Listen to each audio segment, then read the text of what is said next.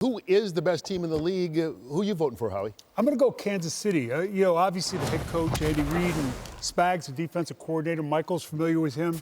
Patrick Mahomes holding it together with duct tape and glue there. Worthy comes back. The speed, you saw the impact that had on their offense. They were struggling on offense. They averaged over 30 points the last 3 games. Now they get Rice back. And that defense feeds off of that offense.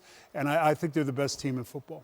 I think the Kansas City Chiefs are pretty good, but I believe the Tampa Bay Buccaneers, my former team, is the best team in football right now. And the main reason is because of Baker Mayfield. He's playing his best football of his career right now. Last week, he threw touchdown passes to his number 6th and 7th wide receiver. That just shows what kind of depth that they have on that roster. Wait until they get back Evans, Abuka, and Chris Godwin on the field at the same time. That's going to be scary right there. Last year as well, Baker Mayfield threw 16 interceptions. He's only thrown 1 this year. He has improved tremendously in that category, and he can do it on his feet as well, no matter how far in the distance is to get the first down. He runs through all the defenders when it's needed for him to make the big plays. And with Kansas City, with Tampa, I got to say, the one person who doesn't get enough credit, Todd Bowles, as a head coach, because he's been incredible. Man, won that division 4 straight years. Unbelievable. But I don't feel like he gets enough credit for how well they're doing. I'm going to go with somebody. It's a little surprising, kind of hard to make the argument.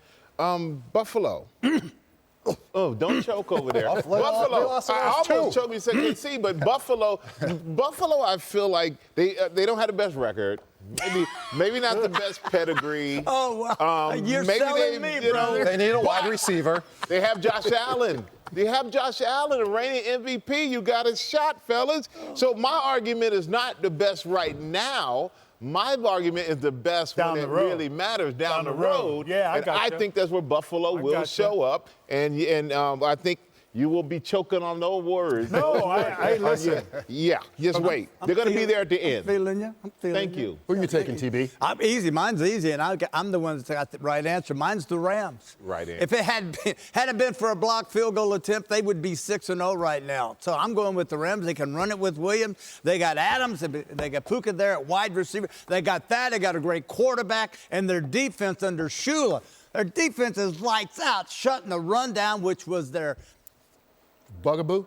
Bugaboo last year. I was trying to think about. I'm coming up with hillbilly words now. That's not Oh, my God.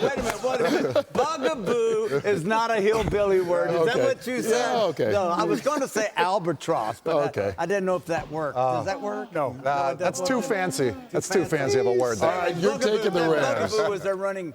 You know, it's interesting. Nobody took the Eagles, who are the defending Super Bowl champions. Right now, they are struggling, Jay. So far, I guess you could say they've struggled with the pass rush in particular, but you've got some surprising news, maybe. Help is on the way? Yeah, a little kind of word broke this morning that Brandon Graham was considering coming out of retirement for those Philadelphia Eagles. Well, I'm going to take it a step further. Earlier this season, their general manager, Howie Roseman, actually talked to Brandon Graham about the possibilities before Zadarius Smith signed with them. Well, he started working out, seeing if he could do it, and then this past week, Zadarius Smith retired. They went back to Brandon Graham. He said, let me ramp up these workouts, really going after it. And listen, he actually could re-sign with the Eagles, possibly as early as tomorrow to return to the Eagles. But again, until pen is put to paper, you never know. But that's their hope. But this is speeding up here for Brandon Graham to return to the Eagles. Absolutely. Still young. Well, 33. He's 33. Yeah, well, he's a great locker room guy for that team as well. He's a physical defensive end, so the speed was never really the thing. And especially playing only half a season. Let's talk about Tennessee. They fired their head coach, Brian Callahan, on Monday. Why now? So here's the deal. The one thing they wanted to see is no matter what, they wanted to see their quarterback Cam Ward make progress. Instead, they saw him start to regress. Once that happened, they said, we've got to make a change. And look, when you talk to people around the league, they actually think that this opening is a fantastic opening because they have a young quarterback.